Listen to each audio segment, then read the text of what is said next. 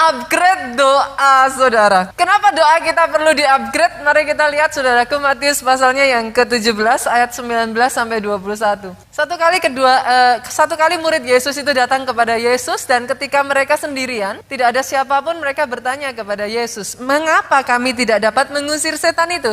Sampai di satu titik mereka melayani, saudaraku, dan mereka merasa kayak losing power gitu. Kenapa mereka tidak bisa mengusir setan itu? Ia berkata kepada mereka, Yesus berkata, "Karena kamu kurang percaya. Sebab aku berkata kepadamu, sesungguhnya sekiranya kamu mempunyai iman sebesar biji sesawi saja, kamu dapat berkata kepada gunung ini, pindah dari tempat ini ke sana, maka gunung ini akan pindah dan tak akan ada yang mustahil bagimu." 2 minggu yang lalu kita membahas mengenai ini. Masih ingat ya, saudaraku ya? Kita masih ingat? Ini bukan iman yang kecil. Iman biji sesawi adalah iman yang constantly upgraded. Jangan salah terima ya, saudaraku ya. Bukan iman kecil aja cukup, enggak. Iman kecil enggak cukup. Itu sebabnya Yesus bilang, karena kamu kurang gitu. Nah, hari ini saya akan menggarisbawahi ayat yang ke-21.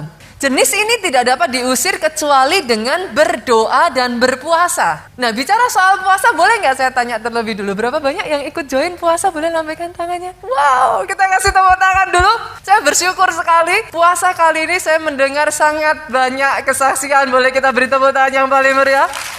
Saya akan masuk di poin ini, saudaraku. Saya akan lebih zoom in ke arah doa. Ingat baik-baik hal ini, saudaraku. Spiritual upgrade itu nggak bisa tidak berbanding lurus dengan level doa kita. Ini yang sesungguhnya terjadi kepada murid-muridnya gitu. Kenapa mereka nggak bisa usir setan? Yesus dengan jelas ngomong, kalau saya ganti dengan kata-kata yang lebih mudahnya gini, saudara. Ya karena kamu kurang doa dan kurang puasa. Level doanya kurang. Level puasanya nggak nyampe. Kita semua di sini mengerti ya, saudaraku, dari kecil kita menyekolahkan anak kita gitu. TK naik SD, SD kelas 1, kelas 2, kelas 3, kelas 4, naik kelas 6, sampai akhirnya SMP. Apakah ada, saudaraku, TK naik ke SD lebih gampang? SD naik ke SMP lebih gampang? Nggak ada kan? Berapa banyak dari kita yang kalau doa sama Tuhan, ada nggak di sini yang doanya gini, Tuhan, biarlah aku jadi ekor dan bukan kepala. Biarlah aku terus turun dan tidak naik. Ada nggak yang doanya begitu? Saya rasa nggak ada dong. Semua dari kita mintanya adalah, Tuhan, jadikan aku kepala dan bukan ekor. Terus naik dan tidak turun. Lah, kalau terus naik, TK aja jadi SD lebih berat apa lebih ringan? Lebih berat. Saudara mau dibawa Tuhan lebih naik, terus naik, itu lebih berat apa lebih ringan? Pasti lebih berat. Bagi saudara yang nggak mau kerja keras, pikir ulang doanya. Karena orang yang dibawa Tuhan semakin naik, pasti lebih berat. Semakin naik berkatnya, tantangannya juga lebih berat. Betul ya, saudaraku? Semakin naik berkatnya, yang dihadapi, goncangannya juga lebih berat. Kalau saudara nggak mengupgrade, pada saat saudara diangkat Tuhan naik, saudara nggak akan kuat. Itu yang dialami oleh para murid. Itu sebabnya Yesus sengaja sebelum dia naik ke surga, pesan Yesus satu yang terakhir. Tuhan Yesus cuma ngomong satu, jangan kemana-mana, don't go anywhere. Wait, tunggu di loteng atas Yerusalem, Pak. Kenapa? Karena Yesus tahu. Yesus mengerti siapa murid-muridnya. Yesus tahu level mereka. Yesus tahu dengan level mereka sampai seberapa Yesus bisa bawa mereka. Dan karena itulah Yesus katakan, wait. Kenapa, saudaraku? Yesus tahu tadinya murid-muridnya itu nggak suka berdoa. Doanya nggak kuat. Jangan. Banyak orang Kristen berpikir gini, semakin naik seseorang ke atas mimbar, maka doanya semakin kuat nih. Saya ulang ya. Semakin naik ke atas ini, apalagi megang mic ini, dikiranya semakin kudus. Sorry loh, saudaraku. Sorry loh, pisahkan dua hal itu. Itu sebabnya saya mengatakan kepada para pelayan Tuhan di tempat ini, hati-hati. Datang ke gereja tidak berarti kau punya kehidupan doa yang kuat. Masalahnya, the moment you become a Christian, saudara itu sudah mengibarkan bendera perang ke iblis. Kalau saudara hanya dilihat jadi orang Kristen saja, tapi tidak memperkuat manusia rohmu, saudara jadi target serangan utama. Itu sebabnya hari ini saya ingin mengatakan kepada saudara, yuk upgrade doamu. Di momen pandemi itu sangat terlihat sekali, saudaraku. Kita berpikir harusnya dulu sebelum pandemi kita lebih sering keluar rumah kan? Lebih capek dong. Pandemi ini berapa banyak dari saudara yang mengalami WFH kan? Betul kan? Work from home. Harusnya nggak capek dong. Benar nggak, saudara? Tapi sejujurnya, berapa banyak dari saudara yang justru lebih gampang capek pada saat pandemi daripada dulu sebelum pandemi. Betul? Betul ya saudara? Kenapa? Semakin tidak diasah, otot-otot kita ini bukannya tambah kuat. Rebahan tidak membuat otot kita lebih kuat. Kalau Tuhan izinkan, Tuhan berikan masalah atas hidup saudara, justru itu anugerah. Kenapa? Itu melatih otot-otot saudara bertempur. Rebahan justru membuat otot saudara jadi dikit-dikit capek. Bolehkah saya katakan ini? Rohmu juga sama. Kalau nggak pernah di-exercise rohnya, doa itu sama seperti kita angkat beban. Jangan harap saudara bisa doa 2 jam kalau 15 menit aja nggak pernah dilatih. Saudara angkat beban 20 kilo, bisa. Kenapa? Dimulai dari 1 kilo dulu. Tidak heran banyak orang Kristen akhirnya doanya mentok 15 menit. Terus kemudian alasannya gini, Tuhan tahu hati saya pastor, Tuhan dengar isi hati saya. Kalau enggak alasannya gini, setiap hari pastor, saya dalam kehidupan saya ngobrol sama Tuhan. Itu beda dengan doa ya saudaraku. Yang mengerti katakan amin. Itu sebabnya pada saat Yesus naik ke surga, Yesus ngerti itu. Dan kalau Yesus menyerahkan misi penginjilan kepada murid-murid yang begitu, enggak akan jadi. Hari ini saudara dan saya tidak akan ada di tempat ini. Yesus tahu itu. Itu sebabnya Yesus katakan apa? Stop, tunggu di loteng atas Yerusalem. Kenapa? Karena sebelumnya saudaraku, kebayang nggak sih? Masih ingat kisah Yesus sebelum ditangkap saudara? Dia ajak murid-muridnya untuk apa? Apa yang terjadi? Yang doa siapa saudara? Yesus doa. Begitu dia meleng sedikit, dia lihat muridnya apa? Tidur. Berkali-kali Yesus nemui seperti itu sampai di titik terakhir Yesus ngomong apa? Tidak sanggupkah engkau berjaga-jaga barang 1 jam saja? Murid-murid Yesus tidak punya stamina doa yang kuat. Itu sebabnya pada saat mereka mengusir setan, mungkin kalau bahasanya sekarang bukan setannya diusir, merekanya yang lari. Berapa banyak orang Kristen seperti ini? Saya percaya yang seperti ini tidak ada di tempat ini. Aminnya yang paling keras di luar sana, tapi di sini nggak ada yang seperti itu. Tapi apa yang saya maksudkan di sini, saudaraku? Murid-muridnya itu nggak punya otot doa yang kuat. Disuruh doa nggak bisa. Spiritual upgrade berbanding lurus dengan kehidupan doa. Ada level tertentu, masalah tertentu, visi tertentu. Kalau saudara mau itu tergenapi atas hidupmu, saudara harus komit upgrade level doamu. Pastor, hubungannya apa? Doa dengan bisnis? Oh besar. Sangat besar. Ketika rohmu kuat, masalah demi masalah demi masalah demi masalah bukan lagi masalah. Yang tadinya masalah, karena roh saudara kuat itu tinggal diinjak, kecil buat saudara. Itu sebabnya Tuhan bisa bawa saudara naik. Karena saudara sudah bisa handle. Pada saat Yesus tahu murid-muridnya nggak punya kehidupan doa yang kuat, dia suruhnya apa? Tunggu di loteng atas Yerusalem. Apa yang terjadi saudara di loteng atas Yerusalem? Pagi, siang, sore, malam doa. Pagi, siang, sore, malam doa. Awal mula dulu saya dengan Pastor Jonathan, saudara, ketika merintis gereja di Jogja. Kami berusaha dengan segala yang kami tahu, saudara. Doesn't work, Pak. Simply doesn't work. Jemaat itu stuck. Kita sudah berusaha mati-matian. Kita berusaha mati-matian. Bertahun-tahun jemaat gak bergerak dari angka 50, 100. Kita sudah hampir menyerah pada saat itu. Sampai satu titik saudara tahu apa yang dilakukan. Tuhan suruh Pak Jo doa. Jemaat tuh sampai hafal saudara. 3 bulan berturut-turut. Saudara seperti ini kan topiknya tiap bulan ganti ya. 3 bulan berturut-turut every single week. Sampai jemaat gini, doa lagi. Tapi tahukah saudara, di momen itu sama seperti 10 hari itu. Pagi, siang, sore doa. Yang tidak disadari oleh Pak Jo, manusia rohnya bertumbuh. Tiba-tiba, itu kayak tunggu waktu. Enggak langsung.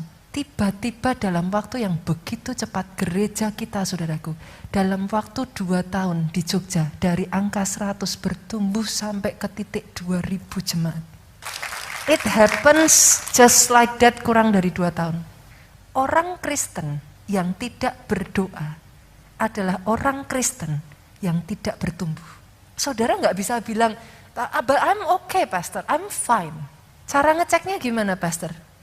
Buah rohnya keluar nggak? Apa itu buah roh pastor? Kasih, sukacita, damai, sejahtera, kebaikan, kemurahan. Penguasaan dirinya ada nggak? Yang ada kembali ke manusia lama. Itu sebabnya sebelum Yesus naik ke surga, hari ini saya ingin mengatakan kepada setiap dari saudara di tempat ini, akhirnya saudara benar-benar kayak sudah kehilangan banyak hal saudara. Kayak segala sesuatunya tuh jadi berantakan, you cannot contain yourself. Saudara tuh jadi kayak berubah kembali manusia lama, saudara keluar semua. Saya ajak 10 hari KKR nanti, masuk berendam dalam hadirat Tuhan. Ambil waktu saudara. Pastor, kalau doa terus ngapain? Pagi, siang, sore doa. Pastor kerja nggak? Ya kerja dong. Masa nggak kerja? Bedakan antara dua hal ini ya saudaraku ya. Doa tidak menggantikan fungsional dari kerja. Kerja tidak menggantikan fungsional dari doa. Kalau saudara makan Fuyung Hai, yang makan bukan roh dong Pak, yang makan tubuh dong. Makan Fuyung Hai tidak bisa membuat roh saudara bertumbuh. Yang mengerti katakan amin. Doa jangan digantikan dengan kerja, kerja jangan digantikan dengan doa. The two works together. Make sense ya saudara? Pada saat murid-muridnya itu masuk di dalam doa, ke otot doa mereka itu bertumbuh saudara. Boom, tiba-tiba Petrus yang sama yang menyangkal Yesus 3 kali Bu. Petrus yang sama berdiri dan 3.000 jiwa diselamatkan hari itu juga. Berapa banyak dari saudara yang kepingin di sini suami saudara berubah? Istri saudara berubah? Anak saudara berubah? Begini nggak bisa merubah Bu. Yang mengerti katakan amin. Dari terbit matahari sampai masuknya, saudara mau begini yang ada ditinggal. Lo nggak betah lo, bapak-bapak. Kan kalau diiniin terus sama istri nggak betah lo. Apa terus sisinya gini, Pak? Wah ibu, saya jadi betah di rumah. Ada saudara? Tahukah saudara yang bisa merubah ketika suami, istri, anak-anakmu, roh mereka bertumbuh. Buah-buah rohnya akan keluar. Tanggung jawabnya muncul, kasihnya muncul. Satu demi satu penguasaan dirinya muncul. Kebaikan hatinya, kemurahan hatinya. Bapak-bapak di sini yang istrinya pelit, bawa di dalam doa saudaraku. Atau istri-istri yang suaminya pelit. Kenapa? Murah hati itu buah roh. Yang mengerti katakan amin. Ketika pasangan saudara, anak saudara bertumbuh secara rohani dengan sendirinya, buah itu bermunculan. Dan ketika buah itu bermunculan, keluarga jadi harmonis, pekerjaan jadi maju. Jadi berhasil, hubungan satu dengan yang lain, keluarganya jadi enak, kelompok sel jadi maju, gereja jadi rukun dan bertumbuh. Saya berdoa itu jadi atas hidup saudara. Kalau mau tepuk tangannya yang paling meriah buat Yesus Tuhan kita. Itu sebabnya hari ini saudaraku, upgrade doamu. Hari ini saya memberi judul firman Tuhan, doa yang prayer that touch heaven. Doa yang menyentuh surga. Doa seperti apa yang dimaksud pastor doa nyentuh surga? Jangan sampai kita berdoa, doanya cuma nyentuh plafon. Balik lagi. Tapi kita mau doanya itu nyentuh surga. Karena sekali doa kita menyentuh surga, something big happen. Pertanyaannya gimana? Kita punya doa yang menyentuh surga. Saya bagikan 3 hal ya saudara. Yang pertama, gak bisa tidak. Doa yang menyentuh surga itu yang adalah doa yang menyentuh yang punya surga. Yang punya surga siapa saudaraku? Tuhan. Doa yang menyentuh surga adalah doa yang menyentuh hatinya Tuhan. Dan tahukah saudara, Tuhan paling tersentuh dengan ucapan syukur. Satu kali saudaraku, ada sepasang suami istri punya 2 anak. Begitu berbeda karakter mereka sampai dinamai oleh kedua orang tuanya, dipanggil dengan julukan gitu saudaraku.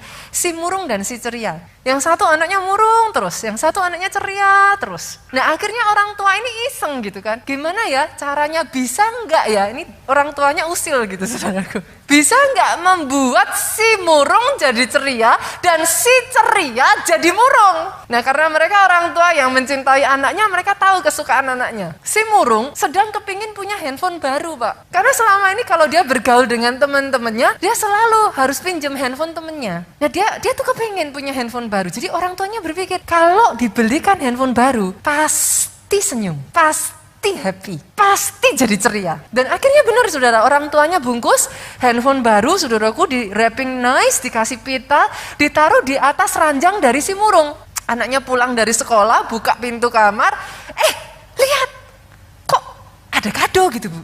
Langsung dengan cepat dia penasaran, dia buka kadonya. Ketika dibuka, alangkah terkejutnya si murung, ada handphone baru. Saat itu juga saudaraku, senyum terkembang di bibir si murung. Orang tuanya ngintip dari belakang Pak. Sukses. Si murung bisa senyum. Tapi ternyata nggak tunggu berapa lama saudara, si murung terdiam. Senyumnya mulai pelan-pelan turun dan dia berpikir, ini handphone baru. Nanti kalau saya bawa ke sekolah, pasti teman-teman berebut pinjam. Gimana kalau rusak? Saya mau nggak minjemin nanti dipikir saya jahat. Selama ini saya pinjam handphone teman. Gimana kalau jatuh? Gimana kalau dipakai berebut malah saya jadi nggak bisa pakai handphonenya? Dia berpikir, handphone ini merepotkan. Dia murung lagi, saudara. Senyumnya hilang. Yang kedua, anak yang bungsu ceria. Orang tuanya berpikir, ini anak pingin kuda poni. Oke. Gimana bikin dia jadi murung? Dibungkuslah kado, saudaraku, isinya maaf saudara, kotoran kuda. Orang tuanya berpikir nih, nanti kalau si ceria lihat kotoran kuda, pasti langsung jadi sedih, pasti murung. Dan benar saudara, dibungkuslah kotoran kuda itu di dalam sebuah kado, di wrapping nice, ditaruh di atas ranjang. Si ceria pulang dibuka saudaraku, dia happy. Begitu dia buka bungkusnya, dia buka pitanya, dia mulai mencium bau yang busuk saudaraku. Begitu dibuka tutup kadonya, dia melongok, dia penasaran ini apa sih kok bau sekali. Ternyata dia melihat kotoran kuda. Begitu dia lihat itu saudaraku, untuk sesaat dia jadi frowning, dia jadi murung gitu saudaraku. Senyum hilang di bibirnya. Tapi tidak berapa lama si ceria berpikir, kalau ada kotorannya, pasti ada kudanya. Dengan cepat si ceria langsung berlari keluar saudaraku. Dia peluk kedua orang tuanya, dia katakan, thank you mami, thank you daddy, you are the best parents. Mana papanya kan bingung dong, kamu gila ya? Dikasih kotoran kuda kok, kamu say thank you. Mami, daddy, pasti ada kudanya di dekat sini. Maminya bilang, no, cuman kotorannya. Nggak mungkin. Thank you so much, Mami. I love you. Dicium, dipeluk, dia lompat-lompat, saudaraku. Papa mamanya tidak bisa melihat itu semua ketika dilihat anak ini, saudaraku. Bersukacita, berterima kasih dari hatinya. Mau nggak mau, selesai itu diajak anaknya dibeliin kuda sungguhan, saudaraku. Kalau mau tepuk tangannya yang paling meriah buat Yesus Tuhan kita. Saya berdoa hati yang seperti ini ada atas hidupmu. Bukan menemukan 1001 alasan untuk tidak bersyukur, tapi 1001 alasan untuk bersyukur kepada Tuhan. Bahkan ketika yang kau lihat adalah kotoran kuda, saudara. Tidak seperti yang kau harapkan, tidak seperti yang kau inginkan. Belajarlah percaya.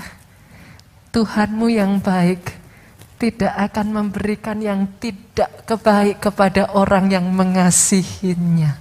Kenapa saudaraku?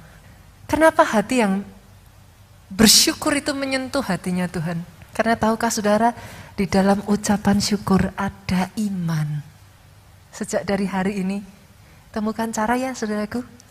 Banyak-banyak hujani Tuhan dengan ucapan syukur. Jangan hujani Tuhan dengan sungut-sungut. Jangan hujani Tuhan dengan all kind of complaint. Tetapi pujian, ucapan syukur itu naik 24 jam sehari dalam hidupmu. Apapun boleh terjadi, diizinkan terjadi. Sama seperti kotoran kuda yang tidak kelihatan menyenangkan, bahkan berbau busuk dan seolah-olah saudaraku jauh dari yang saudara harapkan. Tapi ketika kau naikkan ucapan syukurmu di hadapan Tuhan, itu menyentuh hatinya Tuhan. Kalau yang punya surga disentuh, siap-siap saudara. Keajaiban demi keajaiban, pertolongan mujizat itu jadi bagian dalam hidupmu. Oh, sekali lagi tepuk tangannya yang paling meriah buat Yesus Tuhan kita. Yang kedua saudaraku, doa seperti apa? Yang menyentuh surga. Doa yang menarik perhatian surga. Pernah kebayang gak ya saudara? Dalam sehari saja, berapa orang berdoa? 7,8 miliar orang. Berapa orang berdoa dalam sehari? Apa sih yang membuat doa saudara spesial sampai itu menarik Tuhan? Kalau semua orang berdoa. Dan by the way Pak, emangnya hanya kita saja yang berteriak, Tuhan tolong. Emangnya hanya kita? 7,8 miliar orang. Kebayang gak saudara? Apa yang membuat doa kita itu menarik perhatiannya Tuhan? Dengar ini baik-baik saudara. Pada saat yang lain, satu kali berdoa tidak dijawab dan menyerah. Engkau berdoa terus sampai doamu dijawab. Push. Pray until something happen. Doa yang menarik perhatian surga adalah doa yang persisten. Saya kasih satu kisah ya saudara, kita buka ya. Kita lihat di dalam Lukas, pasalnya yang ke-18, ayatnya yang pertama sampai 8. Ini kisah yang sangat menarik Pak. Saya bacakan ayat pertama, garis bawahi apa yang saya katakan ini ya saudaraku. Yesus mengatakan satu perumpamaan kepada mereka untuk menegaskan. Perumpamaan ini diberikan oleh Yesus saat ini kepada saudara di tempat ini untuk menegaskan. Menegaskan apa? Bahwa mereka harus selalu berdoa dengan tidak jemu-jemu. Doa tidak jemu-jemu. Jangan jemu-jemu berdoa. Doa persisten, doa yang gigih, doa yang pantang menyerah. Saya lanjutkan ya saudara. Katanya, dalam sebuah kota ada seorang hakim yang tidak takut akan Allah dan tidak menghormati seorang pun. Jadi hakimnya ini udah gak takut Tuhan, gak takut manusia gitu. Di kota itu ada seorang janda yang selalu datang kepada hakim itu dan berkata, belalah hakku terhadap lawan. Beberapa waktu lamanya hakim itu menolak. Tapi kemudian ia berkata dalam hatinya, walaupun aku tidak takut Allah dan tidak menghormati siapapun, namun karena janda ini menyusahkan aku. Lihat ini sudah. Baiklah aku membenarkan dia, supaya jangan terus saja ia datang dan akhirnya menyerang aku. Jadi ternyata saudara, gara-gara janda ini persisten, ini kita nggak bicara Tuhan ya saudaraku, ini sisi negatifnya. Tuhan sedang pengen ngomong, Tuhan kepengen menegaskan, lihat, ini loh caranya. Bahkan seorang hakim yang nggak takut Tuhan pun, hakim yang nggak takut manusia pun, ketika janda ini persisten, hakim ini mendengar permintaan dari janda ini. Lalu masuk saudara ayat 7. Tidakkah Allah akan membenarkan orang pilihannya yang siang malam berseru kepadanya, dan adakah ia mengulur waktu sebelum menolong mereka? Kenapa kita tidak jemu-jemu berdoa? Masalahnya banyak orang Kristen, doa sekali nggak dijawab, bye-bye. Ngomongnya udah doa kok. Tapi itu firman nggak benar tuh. Pak Pendeta ngomongnya nggak benar, nggak terjadi kok. Saya ingin tanya kepada saudara ya, ini pertanyaan yang sederhana actually. Tapi jadi cerdas cermat Alkitab nih. Berapa kali Elia berdoa sampai api turun dari langit? Ayo. Berapa kali saudara? Berapa kali? 1 kali. Nah luar biasa nih. 1 kali Elia berdoa, 1 kali api turun dari langit. By the way ini Elia yang sama ya Pak? Elianya nggak diganti. Ini Nabi benar-benar diurapi luar biasa. Saya tanya lagi nih. Sama-sama Elianya. Berapa kali dia berdoa sampai hujan turun dari langit? Itu sebabnya Yesus berkata, jangan jemu-jemu berdoa. Elia yang sama. Butuh waktu hanya 1 kali berdoa dan api turun dari langit. Elia yang sama, dia minta hujan turun. Dia sampai berdoa. Alkitab mencatat doa Elia itu ya, sorry ya saudaraku. Saya nggak tahu apakah saudara bisa lihat saya ya. Alkitab itu mencatat, Elia itu berdoa, itu seperti ini doanya saudaraku. Dia bersujud, sampai mukanya ini menyentuh tanah. Saudara kebayang dong, doa kalau seperti ini. Lakukan itu 1 jam, capek enggak saudara? Dengan doa seperti itu, bisa tidur enggak? Kebayang dong. Coba kalau, ini saya nggak bisa terapkan ya saudaraku, saya pakai rok. Coba bayangkan kalau saudara doanya gigi 3. Saudara bilang, saya doa sungguh-sungguh pastor, saya doa sungguh-sungguh pastor. Loh memang sungguh-sungguh sudah sampai ke mimpi gitu saudaraku. Saudara mengerti yang saya maksudkan? Berdoalah begitu rupa ketika yang lain doa sekali nggak dijawab berhenti. Ketika yang lain berdoa hanya asal-asalan saja. Ketika yang lain berdoa hanya sambil lalu saja. Engkau all out habis-habisan memohon kepada Tuhan. Saya yakin semua orang Kristen berdoa kok. At certain point ya. Semua orang Kristen berdoa. Apa yang membedakan? Doanya bukan doanya yang matters buat Tuhan. Kesungguhan hatinya berdoa. Seberapa dia mintanya sama Tuhan. That is what matters. Orang Kristen berdoa. Semua kita orang Kristen berdoa. Tapi ada orang Kristen yang Tuhan tolong saya. Ditolong boleh, nggak boleh ya. Nggak apa-apa, nggak ditolong Tuhan juga masih fine. Betul ya. Ada orang-orang yang begitu kan saudaraku. Ya syukur ditolong. Enggak ya masih kok. Masih ada simpenan kok. Maksudnya masih oke gitu, masih bisa dibayar. Kalau Tuhan tolong ya syukurlah ada mujizat Tuhan kayak gitu. Tapi ada orang-orang yang berdoanya sampai berteriak kepada Tuhan. Teriakan itu menyentuh surga. Bukan doanya, tapi kesungguhan hatinya.